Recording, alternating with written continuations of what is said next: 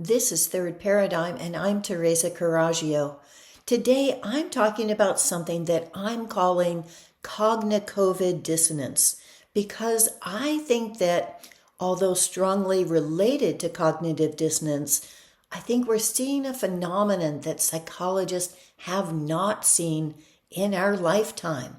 So I want to explore that and figure out what's the reason for the tremendous resistance that we're seeing against understanding what's going on, what's so obvious to the people who are already looking at this and seeing all the clues.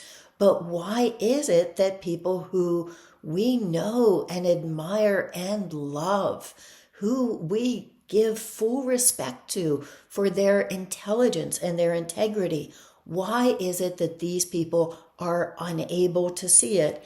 And how can we look at the ways in which we might be able to talk about it? In my last episode on the carrot system, I talked about the point system where I raised my kids. And that was a way in which I used cognitive dissonance and behavior modification for the good. I used a system of bribes and threats that made my kids competent, made them competent at cleaning a house, at cooking, at being able to take care of themselves. And then the belief system followed. People will say, oh yeah, your daughter, she's just really into cleaning. She's not really into cleaning. She's good at it. And she knows the effects of what it feels like when a house is clean. So I think we can use behavior modification and have that be a good thing. But what I found is that behavior begins and then the belief system follows. That's what cognitive dissonance is. It means that if you're taking an action, you're going to change your thoughts about what's right in order to make that action congruent, because you don't want to think of yourself as a bad person or a stupid person. And in this case, they're using that against us because they've gotten us to take an action which cannot be changed, which cannot be altered. And so now all of our belief system is following that it is safe and effective because the alternative is too horrible to deal with. This week, I'm in my Appalachian hometown of Cumberland, Maryland. And everywhere I go, I feel like I'm having the same conversation in which other people respond. You're the first person that I've talked to who understands what's actually going on. I also have recently watched Died Suddenly and read some of the controversy around that. Most notably that there are, among the dozens of images in the montages of people collapsing and dying, there are, I think, two in which the person, either it was before the vaccine or the person did not actually die. So that has created some people like Dr. Robert Malone saying we need to be more careful because any of these things are going to be used to discredit us. However, I'd like to give the producers of the film a little bit of credit that it's really, really hard to do to ask them, was your loved one vaccinated who just died so suddenly and so dramatically? That's not an easy thing to do, even when it's someone close to you. And I want to give some examples, and this is at the risk of my own personal relationships, because I do think we need to talk about this and we need to figure out how to talk about this, and I don't have the answers. Those who have seen my video, The Reset's 3 Agendas, know that what I see as the goals of the Great Reset are dispossession, depopulation, and psychological manipulation in order to accomplish the first 2. I'm going to look at 3 different situations and try to analyze them where the first 2 have happened and look at how the psychological manipulation is working in each of those. The first situation I'll talk about is the raw milk dairy that distributes out of my driveway. They do this and have done it for the last year and a half because of an altercation that happened with the farmers market at the height of the pandemic. If we're going to look at all of the hysteria around the pandemic as part of that. And they were following the rules, but as you can imagine, raw milk people are on the cutting edge of understanding that the FDA and Big Pharma are not working in our best interest. So while they were masking and doing everything they needed to do, they would wear t-shirts that talked about the vaccines and what was really going on. So when that came to a head, because the farmers market was not just going through the motions, which they had to do in order to stay open, but were believers, that they ended up leaving and had become an unmasked underground that met in my driveway every week for the last year and a half. This has been to my great benefit because some of the best informed people on nutrition and health supplements have been coming to me every week. We have developed a COVID care kit, including ivermectin that can shift among people if they came down with it. So this has been both a benefit, I'd say, to our souls and to our bodies. Within the last month, the owner found out that her brother died suddenly, collapsed with no explained cause.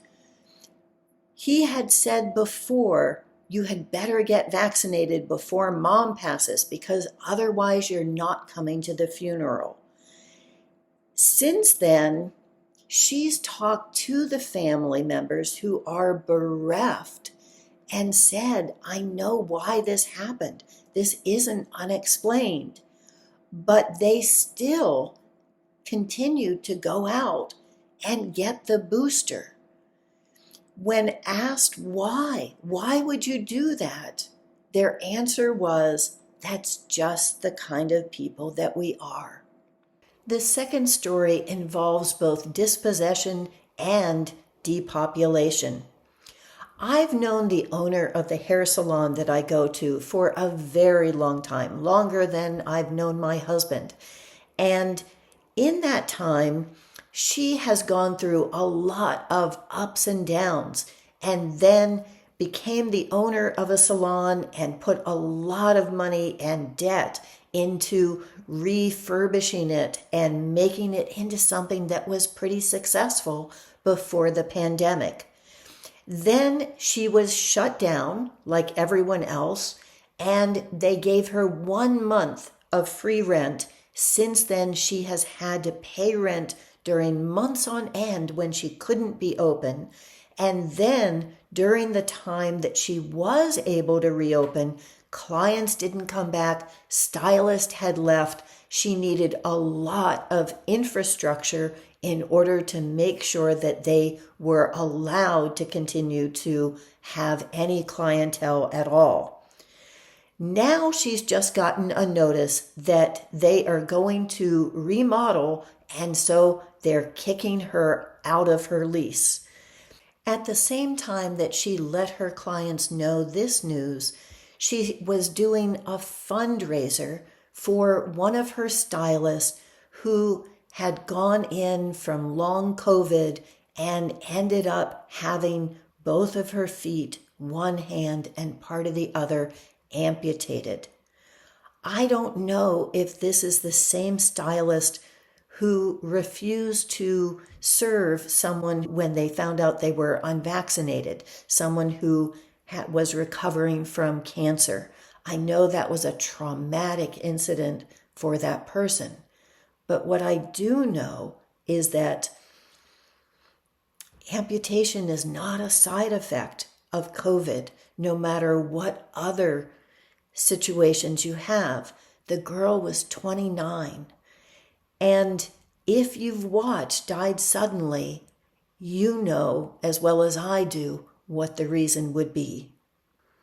My third and last example hits closer to home. The daughter who just got married has lost her mother-in-law, her new mother-in-law, who had been struggling with cancer for a long time before the vaccine, but who gave up the will to live when she found out that one of her feet and maybe the other would need to be amputated. That's not a side effect of cancer.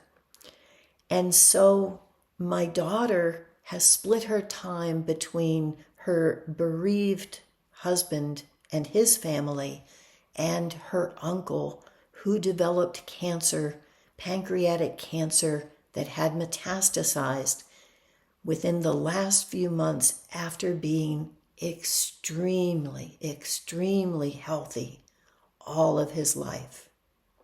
In all of these cases, I have utterly and completely failed the people that I love, and I'm still failing. My other daughter's boyfriend passed out in the gym the day that he got the COVID and flu vaccines.